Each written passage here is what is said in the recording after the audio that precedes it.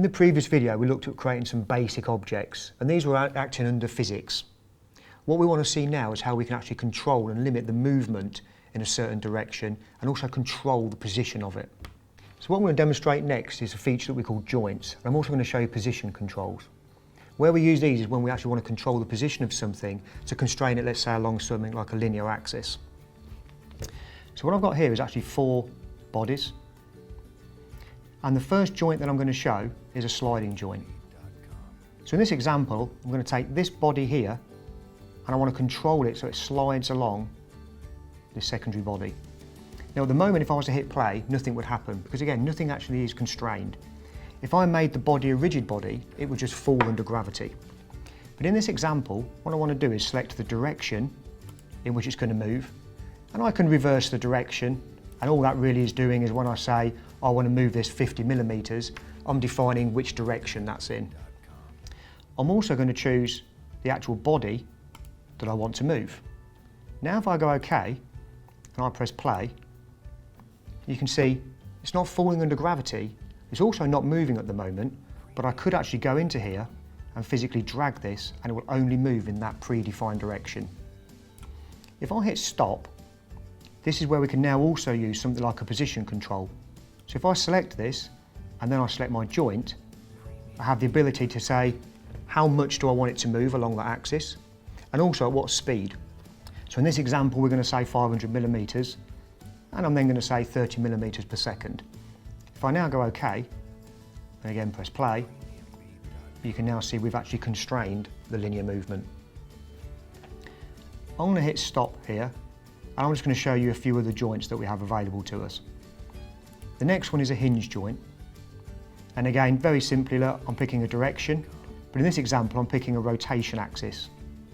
I'm picking the body that I want to rotate, and I'm going to go OK.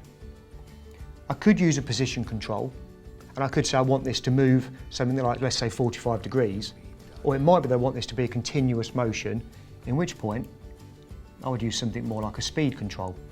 I could select this, I could set a verified speed of something like, let's say, 30 degrees per second, and if I go OK and I hit play, you can now see what it's doing.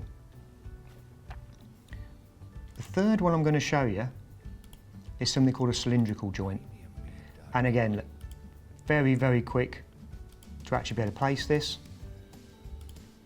And I go OK. This time when I come into something like, say, a speed control, and I select this, I have an additional little option here. Because with a cylindrical joint, I can not only control the speed that it moves along a certain axis, I could also control the rotation, because it's allowing it to move in 2 degrees of freedom. So linear, if I go OK, would move in a certain direction, which again is defined by our arrows in here, which we can very quickly and simply change. And if I now hit play, it's going to move at that speed. But unlike the others, I could also go in, select this, and choose for it to rotate. If I now go play, this has now got 2 movement axes in the direction of a vector and rotationally. The very, very last one I'm going to show is what we call a screw joint. So this bar is represented by a thread. That doesn't need to be there. This is purely graphics.